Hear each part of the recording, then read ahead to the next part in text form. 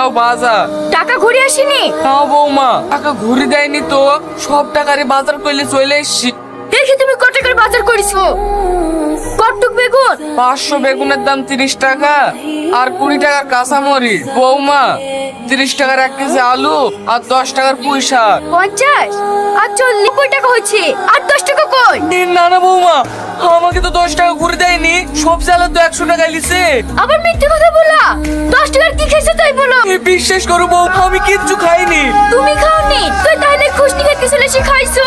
তোমার শ্বশুরকে বিশ্বাস করো, তোমাদের টাকা নিয়ে আমাকে কোনোদিন কিচ্ছু কিনে এসে দেয়নি। তাহলে টাকাটা উড়ে গেল নাকি? শিগগিরই টাকা ফেল, নাহলে আজকে তোদের খাওয়া দাওয়া বন্ধ। বুড়োকে বকছো কেনে? আজকে আবার কি করেছে? কি করবে আবার? আমি বাজার করতে দিয়েছি নু, 10 টাকা চুরি করেছে। আমার শ্বশুরকে চুরির অপবাদ দিও না, ওই লোকটা জীবনে কারোর 1 টাকা চুরি করেনি।